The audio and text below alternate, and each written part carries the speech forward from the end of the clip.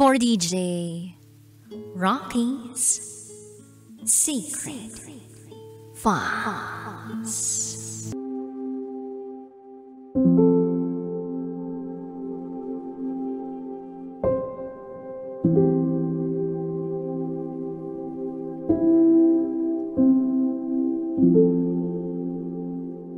Cheater ang lahat ng naging boyfriend ko. Maliban sa'yo.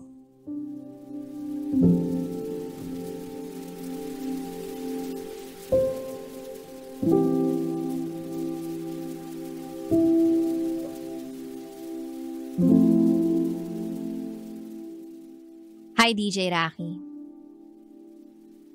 Mula noong mapakinggan ko ang mga secret file mula sa'yo through TikTok, ay naging libangan ko na ito. Mula sa paghuhugas ng plato, pagkain, paglalaba, pagtulog, at hanggang sa pagbiyahe papunta sa school.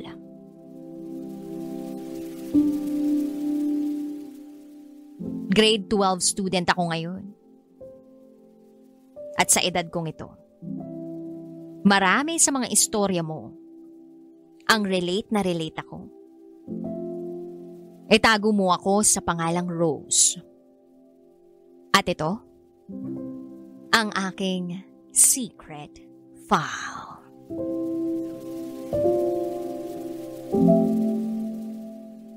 Laking probinsya ako. Hindi naman naging mahirap ang buhay namin doon. Hindi rin naman naging mayaman. Kumbaga sakto lang. Dalawa kaming magkapatid. Ako ang panganay. Yung bunso, lalaki. Ang nanay ko ay single parent. Mag-isa niya kaming binuhay ng kapatid ko mula pagkabata. Hindi naman strikta si mama pagdating sa pakikipagrelasyon. Basta ang rules niya sa amin, dapat alam niya o kilala niya kung sino ang mga nakakausap ko at mga crush ko. Grade 8 ako nung una akong magka-boyfriend. And yes, hindi pa ako marunong sa pakikipagrelasyon. Ang una kong boyfriend ay itago natin sa pangalang Kiel. Nakilala ko siya sa isang online game noong panahon ng pandemya. At sa hindi inaasahang pagkakataon, kababata ko siya sa Cavite. Kung saan taga ron si mama. Nalaman ko rin, nakilala pala ni mama ang buong pamilya ni Kiel. Naging maayos ang relasyon namin kahit na LDR kami. Umabot kami ng 1 year and 7 months. Pero hindi naging madali ang lahat. Siya ang first boyfriend ko at the same time, siya ang first heartbreak ko. Year 2022, umuwi kami ng Cavite dahil may namatay kaming kamag-anak. Doon nagkaroon kami ng chance ni Kiel na magkita ng personal. Hindi naman kalayuan ang bahay namin sa bahay ng tita niya. Then after ng ilang days, bumalik na kami sa probinsya namin. At mula noon, nakita ko ang pagbabago sa relasyon namin ni Kiel. Fast forward, nalaman ko na lang na may ibang babae siya. Nalaman ko yun nang buksan ko ang kanyang Facebook account. Hindi ako mahilig mag-open ng account ng ibang tao pero feeling ko kasi may kakaiba nung time na yun. Nung malaman ko, inamin niya rin sa akin na may iba siya. Ang masakit nga lang, yung ibang babae na yun, kapangalan ko pa. Nakipaghiwalay siya sa akin at pumayag akong maghiwalay kami. Hindi ko na rin kasi alam kung anong gagawin ko noong mga panahon nun. Kasi kung kailan pa kami nagkita, tsaka pa yun nangyari. Napapatanong nga ako, Sa sarili ko? Pangit ba ako? Kaya niya nagawa yun? Na-disappoint ba siya sa akin nung una kaming magkita? Super close ko naman yung pamilya niya, especially yung sister niya. Naitago natin sa pangalang Ana. Si Ana yung naging karamay ko noong mga panahong yun. Palagi niya akong kinukumusta. Then after noon, nawalan na ako ng ganang makipag-usap sa kanila. Natapos ang pandemya, back to normal na.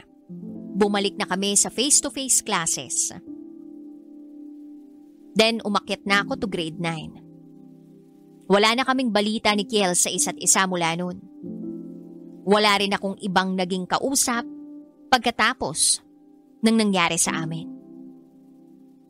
Sabi ko sa sarili ko, hindi na ako magseseryoso sa mga lalaki. Sinabi ko rin sa sarili ko na ayoko nang makikita ang sarili kong nagmamakaawa sa mga lalaki. Na wag lang akong iwan. At doon na ako nagsimulang maging lalakero. Hindi ako cheater. Like kahit may boyfriend, nakikipag-usap pa sa ibang lalaki. Hindi ganun. Then grade 10 ako nung pumasok ako uli sa isang relasyon. Itago natin siya sa pangalang Den. Si Den ay tropa ng boyfriend ng kaibigan ko nung nasa grade 7 pa ako. Siya rin yung nirereto sa akin ng mga tropa niya. At tropa ko dati. Kaya lang, nung panahong yun, wala pa akong alam sa pakikipagrelasyon. Kaya dinedma ko siya. May dalawa akong kaibigan at may dalawa rin siyang tropa. Sila-sila ang naging magkakarelasyon ng mga panahong yun. Kami talaga ni Den ang hindi naging magjowa. So fast forward, niligawan ako ni Den. Pero bago yun, nalaman kong ini-stalk na pala niya ang Facebook account ko. Sinesave niya yung profile pictures ko. Dahil dun kinilig ako. May secret admirer pala ako. Hindi nagtagal, naging kami ni Den. Pero hindi pa rin nawala sa isip ko yung itinatak ko sa utak ko dati pa na hindi na ako magseseryoso uli sa lalaki. Dahil baka matulad na naman yung nangyari sa amin ni Kiel. Wala pang isang buwan nung sagutin ko si Den. Naging maayos naman ang pagsasama namin. Kaya lang, ayaw sa kanya ni Mama. Hindi ko alam kung bakit. Pero, hindi ko na rin inalam. After 2 months ng relasyon namin, nalaman ko na may nakakalandian siya na classmate niya. Nahuli ko sila sa room nila na nakaupo ng magkatabi. Hindi niya ako nakita. At hindi ko rin sinabi sa kanya na nakita ko siyang kasama yung babae niya. Na nakapatong sa kanya. Oo, DJ Rocky. Kasama niya yung babae. Tapos nakapatong pa sa kanya. Nakaupo sa lap niya. After nun, binlock ko si Den sa lahat ng social media accounts ko. Sinubukan niya akong puntahan sa room namin. Palagi niya akong inaabangan sa gate para kausapin. Pero iniwasan ko siya. May kaibigan ako matalik. Siya lang ang nakakaalam kung bakit hindi ko na pinapansin si Den. At nalaman ko na sinabi kay Den ng friend ko lahat-lahat kung bakit ko siya iniiwasan. Pagkatapos nun, hindi niya na ako kinulit. Then nalaman ko na officially sila na nung babae na nakita ko nakapatong sa kanya. Affected na affected ako nun. So kinulit ko si Mama na umuwi na lang sa Cavite. Gusto ko doon na lang ako magpatuloy ng pag-aaral ko ng grade 10. Pumayag naman si Mama. Kasi nakita niya na hindi na ako kagaya ng dati.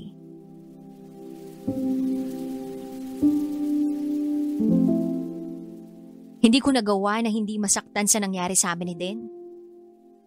Kahit dati sinabi ko sa sarili ko na hindi na ako iiyak nang dahil sa lalaki. Hindi ko yun napanindigan. Masyado akong nasaktan. Gusto ko lang naman na magkaroon ng taong magmamahal sa akin ng totoo. Yung hindi ako sasaktan. Kasi ayokong maranasan yung mga naranasan noon ni Mama sa tatay ko. At yun din naman ang gusto ni Mama para sa akin. Kaso wala eh. Malas yata ako pagdating sa lalaki. Mukhang minana ko yun galing kay Mama. At sa desisyon naming lumipat sa Cavite, parang ramdam na ramdam ko na sa Cavite ko makikilala ang lalaking magpapabago ng pananaw ko sa pakikipagjowa. Malakas ang kutob ko, DJ Rocky, na sa Cavite ko matatagpuan ang taong matagal nang hinahanap ng puso ko. Paglipat ko sa Cavite, naalala ko ang isang lalaki. Nakilala ko ang isang lalaki na itago natin sa pangalang Zell. Classmate ko siya. Nalaman ko na crush niya na ako simula nung first day pa lang ng klase. Nagkamabutihan kami hanggang sa naging kami na. Buti na lang hindi rin kami nagtagal. Nalaman ko na may girlfriend na pala itong si Zell. 1 taon na sila mahigit. Initially, hindi ko naman yun alam. Kasi ang pakilala sa akin ni Zell, single siya. Yun din naman ang sabi ng mga tropa niya. Nalaman ko na lang din na hiniwalayan niya pala yung girlfriend niya para lang ligawan ako. Pero nung malaman ko yun, hindi ako nagdalawang isip na hiwalayan siya. Kasi alam ko kung gaano kasakit maloko at masaktan ng kapwa babae.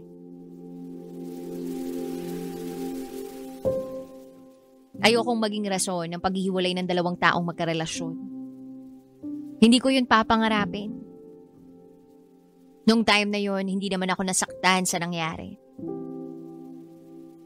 Pero mas nasaktan ako sa nangyari sa ex-girlfriend ni Zell na naiwan sa ere ng dahil sa akin.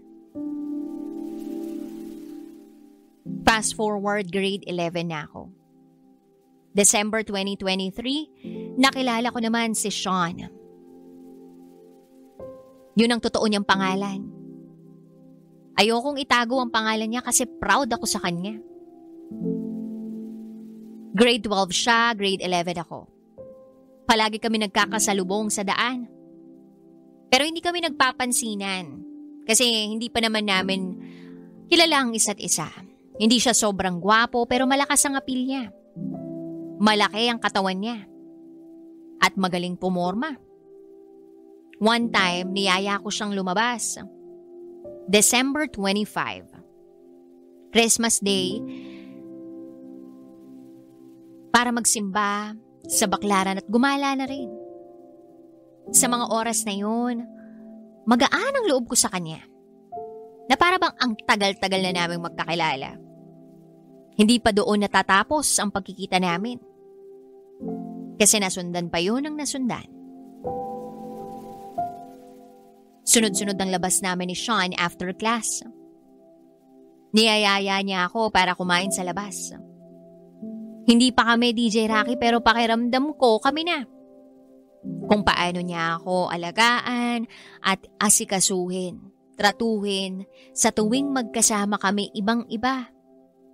Sa kanya ko lang naramdaman ang ganong pakiramdam na parang ayoko nang umuwi. Gusto ko na lang siyang kasama palagi. Malayo kasi ang bahay na inuuwian ko. Malayo sa bahay nila. So to make the long story short, naging kami ni Sean. Masayang masaya ako kapag kasama siya. At alam na alam niya rin lahat ng pinagdaanan ko mula pagkabata. Pati na rin ang buhay na meron ako sa ngayon. Alam niya yun.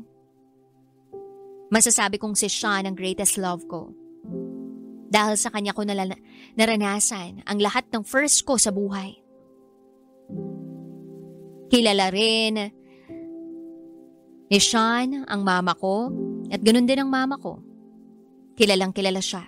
Lahat din ng mga kamag-anak ko, pamilya ko, gustong-gusto siya. Magalang siya. Gentleman. Family-oriented. At disiplinado. Siya rin yung tipo ng lalaking walang arte sa sarili. Gusto niya sabay kami kumain. Tuwing umaga, pumupunta siya sa bahay namin para magdala ng almusal. At doon kami sabay kakain. Sa tanghali, dadalhan naman niya ako ng ulam. Tapos kapag 3:00 ng hapon, dadalhan niya ako ng merienda. Masiguro lang niya na busog ako. Sa gabi naman, after niyang tulungan ng papa niya, dadalhan niya rin ako ng ulam naming dalawa. Sabay kami uli kakain. Ganyan ang naging setup naming dalawa araw-araw.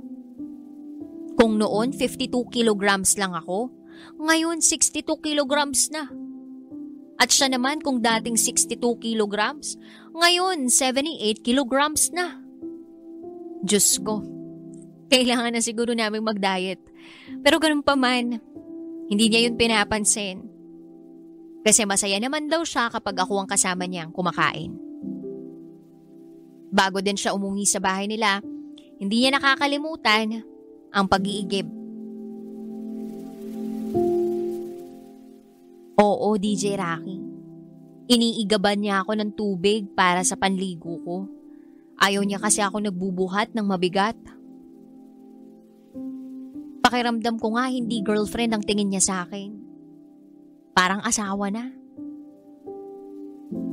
Hindi man perfect ang relasyon namin. May mga away at mga tampuhan. May mga pagkakataon ding dumarating kami sa puntong gusto naming hiwalayan ang isa't isa. Pero hindi naman yun nagtatagal. Agad din naman akong sinusuyo ni Sean sa bahay. Nagdadala pa nga ng pagkain. Basta palagi niyang ipinaparamdam sa akin na mahal niya ako. At sa kanya ko lang din naramdaman na hindi ako dapat matakot. Na ang relasyon ay pwede namang maging payapa. At pwede naman akong matulog gabi-gabi na kampante. Mula nung maging kami, dumalang yung paglalaro niya ng basketball, pati pag-iinom at pagsama sa mga tropa niya. Hindi ko naman siya pinagbawalan. Siya lang ang nag-desisyon noon na kusa. Dahil sabi niya ayaw niya nag-aalala ako. Kaya mas pinili ko na rin na siya ang lagi kong kasama. Sa ngayon, bahay at school lang ang pinupuntahan ko. Kung dati pagkatapos ng school, dumidiretso ako sa mall kasama ang barkada, ngayon iba na. Nagbago na rin nga ang pananaw ko sa buhay. At dahil yun kay Sean. Kaya sabi ko sa sarili ko, hindi ko iiwan sa Sean. Hindi ko siya sasaktan. Bukod sa swerte ako sa kanya, swerte rin ako sa pamilya niya. Dahil napakabait nila sa akin. Si Sean ang naging pamilya ko dito sa Cavite. Dahil si mama at ang kapatid ko, bumalik sa probinsya. Yung hiniling ko kay Lord na lalaki, higit pa rin ang biyayang ipinagkaloob niya sa akin. Masasabi kong worth it ang lahat ng panlulokong naranasan ko sa mga una kong nakilala. Pero ganun pa man, nagpapasalamat pa rin ako sa lahat ng mga naging ex-boyfriend ko. Kasi natuto akong magmahal ng tama. Na ngayon ay ginagawa ko na sa taong mahal na mahal ako. At ngayon masasabi kong deserve ko talaga ang pagmamahal na tinatamasa ko ngayon. Kung naririnig man ito ni Sean, gusto kong sabihin sa kanya na thank you. Thank you kasi dumating ka sa buhay ko. Thank you kasi sa kabila ng topak at ugaling meron ako, hindi mo ako iniwan. At thank you sa pagmamahal mo sa akin at sa pag-aalaga. Hindi mo alam kung gaano ako kaswerte sa'yo. Paano ba naman? Cheater ang lahat ng naging boyfriend ko, maliban lang sa'yo. Ika nga sa kanta, "You are my only exception." At dahil doon, deserve mo rin ang pagmamahal ko ng buong buo.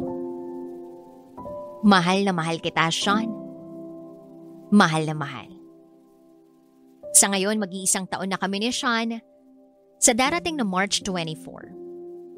Sana tumagal pa ang aming pagsasama at manatiling tunay at tapat ang pagmamahalan namin sa isa't isa hanggang dulo. Hanggang dito na lang, DJ Rocky. Muli, ako si Rose. At ito, ang aking secret file.